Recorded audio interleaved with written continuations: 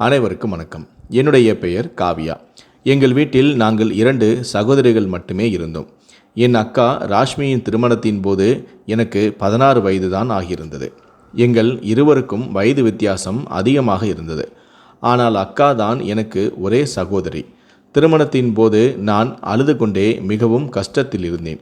என் மாமனார் தன் அக்காவின் விடுமுறை நேரத்தில் என்னை அருகில் அமர்த்தி அன்பாக என் கையை பிடித்து சொன்னார், காவியா, அழுவதற்கு என்ன இருக்கிறது? மனைவியின் சகோதரி என்பவள் எங்கள் வீட்டில் ஒருவர் போல. நீ எப்போது மனசு வைத்தாலும் எங்கள் வீட்டுக்கு வந்துவிடு என்றார். அவர் சொன்ன இந்த வார்த்தைகளை கேட்டு நான் மகிழ்ச்சி அடைந்தேன். அக்கா திருமணமாகி வேறொரு நகரத்திற்கு சென்று விட்டார். மாமா மேலும் சொன்னார், நீ எப்போது உன் அக்காவை பார்க்க வந்தாலும் நானே உன்னை எங்கள் நகரத்திற்கு சுற்றி காண்பிப்பேன் என்றார். அக்கா வீட்டை விட்டு சென்று விட்டார்கள். ஆனால் என் மனதில் ஒரு ஆசை முளைத்தது, எப்போது அக்காவின் வீட்டுக்கு போய் மகிழ்ச்சியாக இருப்பேன் என்று. அக்காவின் திருமணத்திற்கு பிறகு 1 வருடம் கடந்து விட்டது. ஆனால் நான் அவர்களின் நகரத்திற்கு செல்ல முடியவில்லை. 1 வருடம் கழித்து அக்கா எங்கள் வீட்டுக்கு வந்தார்கள். அக்காவின் கணவரான ராஜு வந்திருந்தார். ராஜு மிகவும் நல்லவர், அன்பாக பேசுவார். எவ்வளவு நாட்கள் எங்கள் வீட்டில் தங்கியிருந்தாரோ அந்த நேரம் முழுவதுமே என்னை சுற்றியே இருந்தார். எனக்காக நிறைய பரிசுகளும் கொண்டு வந்திருந்தார். எனக்கு எந்த சகோதரனும் இல்லாததால் அவரிடம் ஒரு பாசமும் வளர்ந்தது. 1 வாரம் எங்களுடன் தங்கிய பிறகு அக்கா மீண்டும் தன் வீட்டுக்கு சென்று விட்டார்கள். 2 மாதங்களுக்கு பிறகு அக்காவின் தொலைபேசியும் வந்தது. அவர் கர்ப்பமாக இருப்பதாக சொன்னார். இந்த செய்தியை கேட்டு நானும் அம்மாவும் அப்பாவும் மிகவும் மகிழ்ச்சி அடைந்தோம். நீண்ட நாட்களுக்கு பிறகு எங்கள் வீட்டில் இப்படி ஒரு மகிழ்ச்சியான செய்தி வந்திருந்தது. ஆனால் அக்கா மிகவும் கவலையாக இருந்தார். அம்மாவிடம் சொன்னார், நான் இந்த நிலையில் தனியாக வேறு நகரத்தில் இருக்க முடியாது. எனக்கு அதிகமாக வாந்தி, தலைச்சுற்றலும் வருகிறது. டாக்டர் ஓய்வெடுக்க சொல்லியிருக்கிறார். இதை கேட்டு அம்மாவும் கவலைப்பட்டார்கள். என் அக்கா அம்மாவின் இதயத்தில் இருந்தவர். அம்மா அவரை எங்கள் வீட்டுக்கு வந்து தங்கச் சொன்னார்கள். ஆனால் அக்கா சொன்னார், ராஜு என்னை அனுப்ப தயாராக இல்லை. டாக்டர் நீண்ட பயணத்தை தடுத்திருக்கிறார். நான் வந்தாலும் ராஜு மற்றும் அவரது அப்பாவுக்கு கஷ்டமாகிவிடும். ஒரு 2 மாதம் அல்ல, இன்னும் 9 மாதங்கள் இருக்கிறதே. அக்காவின் பேச்சை கேட்டு அம்மா சொன்னார்கள், நீ கவலைப்படாதே. நான் தங்கையான காவியாவை உன் வீட்டுக்கு அனுப்பி வைக்கின்றேன். உன் சகோதரி வந்தால் உன் மனம் ரிலாக்ஸ் ஆகும். அவள் உன் வீட்டு வேலைகளெல்லாம் செய்து விடுவாள் என்றார். இதை கேட்டு அக்கா மிகவும் மகிழ்ச்சியும் அடைந்தார். காவியாவை தனியாக அனுப்பாதே, ராஜுவிடம் சொல்லியிருக்கின்றேன், அவரே வந்து அழைத்து செல்வார் என்றார். நான் ஏற்கனவே இந்த வாய்ப்புக்காக காத்திருந்தேன். எத்தனையோ முறை பிரார்த்தனை செய்தும் இருந்தேன். உடனே மகிழ்ச்சியுடன் என் பொருட்களை தயார் செய்தேன். சித்தியாக போகிறேன் என்ற எண்ணம் தனி மகிழ்ச்சியாக இருந்தது. 3 நாட்களுக்கு பிறகு என் மாமா ராஜு என்னை அழைத்து செல்ல வந்துவிட்டார். நான் அவருடன் அக்காவின் வீட்டுக்கு சென்றேன். அக்காவின் வீட்டில் அவரது மாமனார் மற்றும் ராஜு மட்டுமே இருந்தார்கள். எனவே எனக்கு எந்த தொந்தரவும் இருக்காது. அக்கா என்னை பார்த்து மிகவும் மகிழ்ச்சி அடைந்தார். எனக்கு பிடித்த உணவை முன்பே தயாரும் செய்திருந்தார். எனக்கு தங்குவதற்கு எதிரே உள்ள ஒரு அறையையும் கொடுத்திருந்தார். நான் என் மாமனாரிடம் நலம் விசாரிக்க அவருடைய அறைக்கு சென்றேன். அவருடைய நடத்தை கொஞ்சம் வித்தியாசமாக இருந்தது. அவர் படுக்கையில் படுத்திருந்த ஒரு நோயாளியாக இருந்தார். என்னை பார்த்துவிட்டு வித்தியாசமாக வார்த்தைகளை பேச ஆரம்பித்தார். அவர் சொன்னது எனக்கு புரியவில்லை. அக்கா என் கையை பிடித்து என்னை வெளியே அழைத்து சென்றார். பிறகு சொன்னார், அவர் பல வருடங்களாக நோய்வாய்ப்பட்டவர். அதனால்தான் எப்போதாவது தவறான பேச்சு பேசுவார். இனிமேல் அவர் அறைக்குள் போக வேண்டாம் என்றார். அக்காவின் திருமணத்தில் கூட அவருடைய மாமனார் வரவில்லை. ராஜு மற்றும் அக்காவின் திருமணத்தை அப்பாவின் நண்பர் ஒருவர் ஏற்பாடு செய்தும் இருந்தார். நான் முதல் முறையாக அவரை சந்தித்தேன். உண்மையிலேயே அவரை பார்த்ததும் எனக்கு பயமாகிவிட்டது. அக்காவின் வீட்டுக்கு வந்து 3 நாட்கள் ஆகியிருந்தன. நான் மீண்டும் அவருடைய அறைக்குள் செல்லவே இல்லை. ராஜு என்னை நன்றாக கவனித்து கொண்டிருந்தார். அக்காவின் உடல்நிலை சரியில்லாததால் அவர் பெரும்பாலும் படுத்திருந்தாள். நான் முழு வீட்டு வேலைகளையும் கவனித்து கொண்டேன். ஆனால் ஒரு நாள் ஒரு அதிர்ச்சிகரமான நிகழ்வு நடந்தது. இரவு உணவுக்கு பிறகு சமையலறையை சுத்தம் செய்துவிட்டு நான் என் அறைக்குள் வந்தேன். குளிக்கலாம் என்று நினைத்தேன். கோடை காலம் என்பதால் நான் வியர்த்து கொண்டிருந்தேன். குளிக்க என் அறைக்கு அடுத்த பாத்ரூமுக்கு நான் சென்றேன். சிறிது நேரத்திலேயே யாரோ என்னை பார்க்கிறார்கள் என்று நான் உணர்ந்தேன். முதலில் நினைத்தேன் அக்காவாக இருக்கலாம் என்று. ஆனால் திடீரென என் பார்வை ஜன்னல் வழியாக வெளியே பட்டது. அங்கே யாரோ நிழல் போல தெரிந்தது. யாரோ ஒளிந்திருந்தது என்னை பார்த்து கொண்டிருப்பதாக நான் உறுதியாக நம்பினேன். இந்த எண்ணம் என்னை மிரள வைத்தது. விரைவாக ஆடைகளை அணிந்து கொண்டு அறையிலிருந்து வெளியே ஓடினேன். அக்காவின் அறைக்குள் நுழைந்தேன். அங்கே அக்கா மற்றும் ராஜு அமைதியாக படுத்திருந்தனர். நான் அவசரத்தில் கதவை மூட மறந்துவிட்டேன்.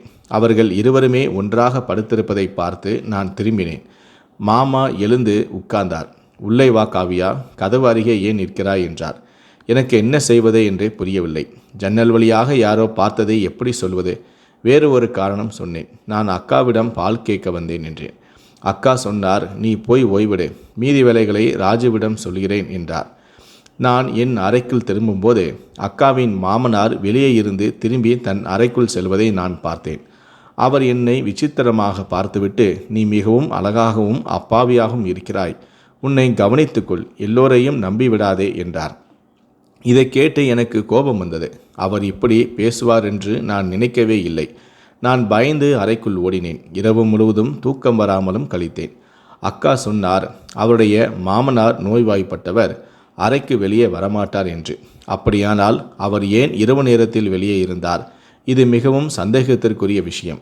ஜன்னல் வழியாக நான் பார்த்தது எனது மன உளைச்சலா அல்லது உண்மையா? யாரா என்னை பார்த்தார்களா? அவர் அக்காவின் மாமனார் தானா? இந்த கேள்விகள் என்னை குழப்பின. மறுநாள் காலை ராஜு அலுவலகம் செல்லும்போது சொன்னார், காவியா, நான் மாலையில் விரைவாக வந்து விடுகிறேன்.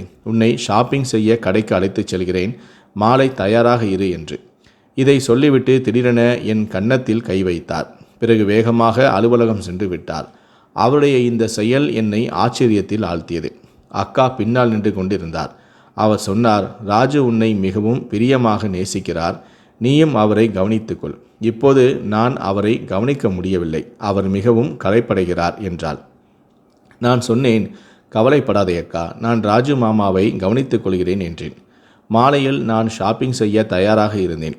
ராஜு என்னை கடைக்கு அழைத்தும் சென்றார். அவர் அக்காவை விட எனக்காக அதிகமாக பொருட்களையும் வாங்கினார். ஆனால் என் மகிழ்ச்சி நீடிக்கவில்லை. அன்று இரவு திடீரென மின்வெட்டு போனது. அப்பொழுது யாரோ என்னை வலுவாக தள்ளினர். நான் பயந்து போனேன். இந்த தள்ளுதலை நான் எதிர்பார்க்கவில்லை. நான் பின்னால் தள்ளப்பட்டேன். உடனே அறையிலிருந்து வெளியே ஓடினேன். அப்போது எதுவும் தெரியவில்லை. கருப்பு இருள் நிறைந்திருந்தது. ஆனால் சுவற்றை தொட்டுக்கொண்டு அக்காவின் அறைக்குள் சென்றேன். நான் அக்காவை கூப்பிட்டேன். அவர் சொன்னார், காவியா, நீ கவலைப்படாதே. ராஜு இப்போதுதான் விளக்கு சரிபார்க்க போனார். அடிக்கடி எங்கள் வீட்டில் மின்வெட்டு போகும். அவர் சீக்கிரம் சரி செய்து விடுவார் என்றார். அக்கா தனது மொபைல் டார்ச் ஒளியை எரிய வைத்தார். என்னிடம் மொபைல் கூட இல்லை. நான் அக்காவின் அருகில் உட்கார்ந்தேன். சிறிது நேரத்திலேயே மின்வெட்டும் திரும்பியது. அக்கா சிரித்து கொண்டே சொன்னார், நீயும் ஒரு பைத்தியக்காரிதான். கொஞ்சம் இருட்டுக்கு இப்படியா பயப்படுவ? உன்னால் எப்படி என்ன கவனிக்க முடியும் என்று. நான் சொன்னேன், இது அப்படி இல்லக்கா, என் அறையில் யாரோ இருந்தார்கள், அதனால்தான் நான் பயந்தேன் என்றேன். என் வார்த்தைகளை கேட்டு அவர் சிரித்தார். ராஜு என் அருகே இருந்தார். என் மாமனார் தனது அறையை விட்டு வெளியே வரமாட்டார். இருட்டில் பயந்து விட்டாய், இது வேறு ஒன்றும் இல்லை என்றார். எனக்கு புரியவில்லை, அக்காவை எப்படி நம்ப வைப்பது என்று. ராஜு அவருடன் இருந்ததால் என் அறையில் யார் இருந்தார்கள்? முதலில் ஜன்னல் வழியே தெரிந்த நிழல், இப்போது அறையில் யாரோ இருப்பது போன்ற உணர்வு, இவை அனைத்துமே என்னை மிரள வைத்தன. ராஜு மின்வெட்டு சரி செய்துவிட்டு அறைக்குள் வந்தார். என்னை பார்த்து சொன்னார், பார், நான் முன்பே சொன்னேனே, இவள் இருட்டுக்கு பயப்படுவாள் என்று. நீ இவள் அருகே போய் உட்காரு என்று. அக்கா ராஜுவிடம் சொன்னார், இருட்டு அதிகமாக இருந்தது. நான் விழுந்திருந்தால் இவள் இவ்வளவு பயப்படுவாள் என்று எனக்கு தெரியாதே என்றும் சொன்னார். நான் அவர்களிடம் சொன்னேன், நீங்கள் கவலைப்பட வேண்டாம், நான் சரியாக இருக்கின்றேன், இப்போது என் அறைக்கு போய் தூங்குகிறேன் என்றேன். அக்காவை அதிகமாக கவலைப்பட விரும்பவில்லை. ஏனென்றால் அம்மா எச்சரித்திருந்தார், டாக்டர் அக்காவுக்கு டென்ஷன் கொடுக்கக்கூடாது என்று இருந்தார் என்று. நான் நடுங்கிக் கொண்டே அறைக்குள் திரும்பினேன். கதவை பூட்டி படுக்கையில் படுத்தேன். தூக்கம் வரவில்லை. எப்படியாவது வீட்டுக்கு திரும்ப வேண்டும் என்று நான் நினைத்தேன். இது என் மன உளைச்சல் அல்ல, யாரோ எனது தனிமையை பயன்படுத்தி கொள்ள முயற்சிக்கிறார்கள் என்பது எனக்கு உறுதியாக தோன்றியது. மறுநாள் ராஜு ஒரு வேலையாக மதியம் வீட்டிற்கு வந்தார். அக்கா மருந்து சாப்பிட்டு ஆழ்ந்த தூக்கத்தில் இருந்தார். நான் சமையலறையில் உணவு தயாரித்து கொண்டிருந்தேன். திடீரென ராஜு என்னை பின்னால் நெருக்கமாக நின்றார். நான் எதிர்பார்க்காத இந்த நடவடிக்கையால் திகைத்தேன். தப்பிக்க முயன்றேன், ஆனால் குரல் வரவில்லை. அவர் இன்னும் இறுக்கமாக என் பின்னால் நின்று கொண்டார். என்னை உன்னை பார்க்காமல் என்னால் இருக்க முடியவில்லை என்றார். இதனால் நான் அதிர்ச்சியமடைந்தேன். கஷ்டப்பட்டு தப்பித்தேன். சமையலறையிலிருந்து ஓடினேன். அவர் சொன்னார், நீ குளிக்கும்போது அழகாக இருந்தாய். என் மொபைலில் உன் வீடியோவும் இருக்கிறது. இந்த வார்த்தைகள் என் மூச்சை அடக்கின. அவர் இவ்வளவு தாழ்ந்த மனிதராக இருப்பார் என்று நான் நினைக்கவே இல்லை. அழுது கொண்டே அவரை பார்த்தேன். அவர் சொன்னார், நான் வெறும் அன்பை வெளிப்படுத்தினேன் என்றார். பின்பு அவர் என் பக்கம் நகர்ந்ததும் நான் ஓடி அறைக்குள் சென்று கதவை பூட்டினேன். நடுங்கினேன். ராஜுவின் இந்த புதிய முகம் என்னை அதிர்ச்சிக்குள்ளாக்கியது. அவரை ஒரு சகோதரனாக நான் நினைத்தேன். ஆனால் அவர் ஒரு ஆபத்தானவராக மாறிவிட்டார். ராஜு சிறிது நேரத்திலேயே அலுவலகம் திரும்பினார். நான் முடிவு செய்துவிட்டேன், இங்கே ஒரு நிமிடம் கூட தங்கப் போவதில்லை என்று. அக்கா எழுந்து வந்தபோது என் கண்கள் அழுது சிவந்திருந்தன. என் கண்கள் வீங்கி இருந்ததை பார்த்து அவர் கவலையோடு கேட்டார், என்ன நடந்தது? ஏன் இவ்வளவு அழுகிறாய் என்று. நான் உண்மையை மறைத்தேன். ஏனென்றால் அவரது நிலைமை ராஜுவை பற்றிய இந்த பெரிய விஷயத்தை கூறுவதற்கு ஏற்றதாக இல்லை. அழுது கொண்டே சொன்னேன், எனக்கு அம்மா அப்பாவை நினைத்து மிகவும் மனக்கவலையப்படுகிறேன். நான் வீட்டுக்கு திரும்ப போக விரும்புகிறேன் என்றேன். அக்கா என்னை கட்டிப்பிடித்து சொன்னார், இந்த சிறிய விஷயத்திற்காக இவ்வளவு அழுது கண்களை வீங்க வைத்து விட்டாயா? கவலைப்படாதே, இன்று மாலையே ராஜுவுடன் உன்னை அனுப்பிவிடுகிறேன் என்றார். ராஜுவுடன் ஒரு நகரத்திலிருந்து மற்றொரு நகரத்திற்கு பயணிக்க வேண்டும் என்பதை நினைத்ததும் எனது உடல் சிலிர்த்தது. நான் அக்காவிடம் சொன்னேன், அப்பா என்னை அழைத்து செல்ல வருவார், நான் அவருடன் தான் போவேன் என்று. அக்கா சொன்னார், சரி, நல்ல யோசனை, இப்படியாக நானும் அப்பாவை சந்தித்துக் கொள்கிறேன் என்றார். நான் மகிழ்ச்சியடைந்தேன். ஆனால் அக்கா எழுந்து தனது அறைக்குள் சென்ற சில நிமிடங்களிலேயே ஒரு கூச்ச சத்தம் கேட்டது. நான் விரைந்து ஓடினேன். அக்கா நான் கண்ட காட்சி என்னை மிரள வைத்தது. அக்கா படுக்கை அருகே விழுந்திருந்தாள். வயிற்றை பிடித்து கொண்டு வலியால் கத்தி கொண்டிருந்தாள். நான் அவளை தூக்கி படுக்கையில் அமர வைத்தேன். அவரது நிலைமை மிகவும் கவலைக்கிடமாக இருந்தது. நான் சொன்னேன், டாக்டரிடம் போகலாமா என்று. ஆனால் அவரோ மறுத்துவிட்டு என் கையை பிடித்து சொன்னார், காவியா, என்னை விட்டுவிடாதே. நான் இந்த நிலையில் தனியாக இருக்க முடியாது. இன்று நீதான் என்னை தூக்கி கவனித்தாய். நீ போனால் நான் என் குழந்தையும் இப்படியே செத்துப்போவோம் என்றும் சொன்னார். இதை கேட்டு நான் மிகவும் பதட்டமடைந்தேன். முடிவற்ற தயங்கியதற்கு பிறகு நான் சில நாட்கள் தங்குவதாக முடிவும் செய்தேன். அக்காவிடம் சொன்னேன், நீங்கள் கவலைப்பட வேண்டாம், நான் உங்களுடனே இருக்கிறேன் என்று. இதை கேட்டு அக்காவும் மகிழ்ச்சியடைந்து என்னை கட்டிப்பிடித்தார். ராஜுவும் வீடு திரும்பினார். அக்காவிடம் தனது வீழ்ச்சியையும் உடல்நிலையையும் கூறினார். ராஜுவும் கவலைப்பட்டார். அவர் என்னிடம் சொன்னார், போய் உன் அக்காவுக்கு பால் கொண்டு வா என்று. நான் சமையல் அறையில் பால் சூடாக்கி கொண்டிருந்த போது ராஜு மீண்டும் உள்ளே வந்து என்னை தொடர்ந்து தொந்தரவு செய்தார். நான் அவரை தள்ளிவிட்டு கோபத்தில் கத்தினேன், உங்களுக்கு வெட்கமே இல்லையா? உங்கள் மனைவியின் நிலை இவ்வளவு மோசமாக இருக்க உங்கள் அவளுடைய சகோதரியுடன் இப்படி நடந்து கொள்கிறீர்களே என்று. ஆனால் அவரோ நிறுத்தவில்லை. நான் கத்தினேன். என் குரலை கேட்டு அக்கா உள்ளே வந்தார். நான் பயத்தால் தவித்தேன். அக்காவின் ஆரோக்கியத்தை பற்றி யோசிக்காமல் ராஜுவின் உண்மையை வெளிப்படுத்திவிட்டேன். அக்கா ஒரு பார்வை என்னையும் மற்றொரு பார்வை ராஜுவையும் பார்த்துவிட்டு அவரிடம் கூறினார், நீங்கள் என்ன ஆண்மகனா? ஒரு 17 வயது பெண்ணை கூட கட்டுப்படுத்த முடியவில்லை. இந்த ஒரு வாரமாக உன்னை தனியாக நடமாட வைத்திருக்கிறாள். இன்னும் நீ ஒன்றும் செய்யவில்லை என்றார். இதை கேட்டு என்னால் நம்ப முடியவில்லை. நான் அதிர்ச்சியுடன் கேட்டேன், அக்கா, நீங்கள் என்ன சொல்கிறீர்கள் என்று. அக்காவின் முகத்தில் ஒரு விசித்திரமான புன்னகை. அக்கா புன்னகைத்து கொண்டே என் கையை பிடித்து தனது அறைக்குள் அழைத்துச் சென்றார். நான் அதிர்ச்சியுடன் அவரை பார்த்து கொண்டிருந்தேன். அவர் என்னை அருகில் உட்கார வைத்து என் தலையை தடவி கொடுத்து சொன்னார், காவியா, கவனமாக கேள். நான் ராஜுவின் உண்மையை அறிவேன். ஆனால் அவர் உன்னிடம் விரும்புவதை நீ செய்துதான் ஆக வேண்டும் என்றார்.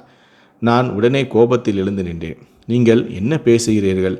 உங்கள் கணவர் என்னிடம் என்ன செய்ய முயற்சிக்கிறார் என்று உங்களுக்கு தெரியுமா?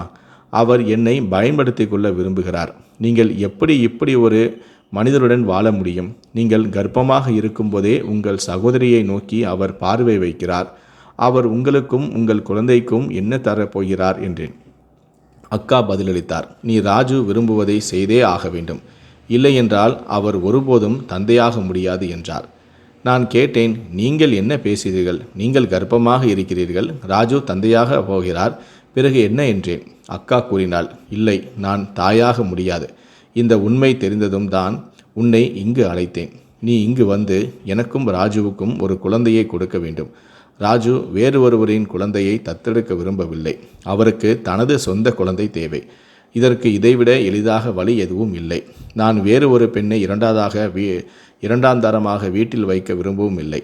அதனால்தான் உன்னை தியாகம் செய்ய முடிவு செய்தேன். நான் ராஜுவை மிகவும் நேசிக்கிறேன். எந்த விலை கொடுத்தாலும் அவரை விட்டுவிட நான் மாட்டேன். எனவே நீ கர்ப்பமாகி என் மற்றும் ராஜுவின் வாழ்க்கையில் இந்த குறையை நிறைவு செய்ய வேண்டும் என்று சொன்னார். நான் இதுவரை ராஜுவை என் எதிரி என்று நினைத்திருந்தேன். ஆனால் என் சகோதரியும் இந்த அசிங்கமான விளையாட்டில் சமமான பங்குதாரராக இருந்தார். தனது வீட்டை காப்பாற்ற என் சகோதரி என் வாழ்க்கையவே பந்தயம் வைத்திருக்கிறார். நான் கைகூப்பி கெஞ்சினேன், என்னை வீட்டுக்கு அனுப்பிவிடுங்கள் என்று. ஆனால் அவர் கேட்கவில்லை. இரவின் இருளில் அவர் என்னை தனது கணவரின் அறைக்கு தள்ளினார். எனக்கு தப்பிக்க வழியே இல்லை. அவர் என்னை மிரட்டினார். நீ என் சொல்லை கேட்காவிட்டால் ராஜு உன்னை பலவந்தப்படுத்துவார். பிறகு உன் மீது ஒரு பழியை சுமத்தி விடுவோம். உன் பெற்றோருக்கு முன் உன் கற்பை நிரூபிக்க முடியாது என்றார். நான் என் சகோதரி இப்படி நடந்து கொள்வார் என்று நான் எதிர்பார்க்கவே இல்லை. அவர் என் உடன்பிறப்பு அல்ல என்பது எனக்கு தெரியும். அவர் என் அப்பாவின் அண்ணனின் மகள். அவர்கள் ஒரு விபத்தில் இறந்ததால் என் அப்பாவே அவளை தன் மகளைப் போல வளர்த்தார். நானும் எப்போதுமே அவரை உண்மையான சகோதரியாகவே நினைத்தேன். இந்த வேறுபாடு எங்களுக்கிடையே வரும் என்று நான் கனவிலும் நினைக்கவில்லை. அவர் என்னை இழுத்து அறைக்குள் தள்ள முயன்றபோது நான் கத்தினேன். அக்காவின் மாமனார் அறையிலிருந்து வெளியே வந்து என்னை காப்பாற்றினார். அவர் தனது மகன் மற்றும் மருமகளை மிரட்டினார். நீங்கள் இந்த பெண்ணை துன்புறுத்த முயற்சித்தால் நான் போலீஸை அழைப்பேன் என்றார். ராஜு கோபத்தில் தனது தந்தையுடன் முரண்பட்டார். ஆனால் அவர் பின்வாங்கவில்லை. என்னை தனது அறைக்குள் அழைத்து சென்று சொன்னார், மகளே, முதல் நாளிலிருந்தே இந்த இருவரின் நோக்கமும் தவறு என்பது எனக்கு தெரியும். உன் சகோதரியிடம் நான் எதையும் சொல்லியிருந்தால் நீ நம்பியிருக்கவே மாட்டாய். இப்போது நீ உணர்ந்து விட்டாய். இவர்கள் மனிதர்கள் அல்ல, மிருகங்கள். எனது மகனை வளர்க்கும் விதத்தில் ஏதோ குறைபாடு இருந்திருக்க வேண்டும். இன்று இந்த நாளை காண நேரிட்டது.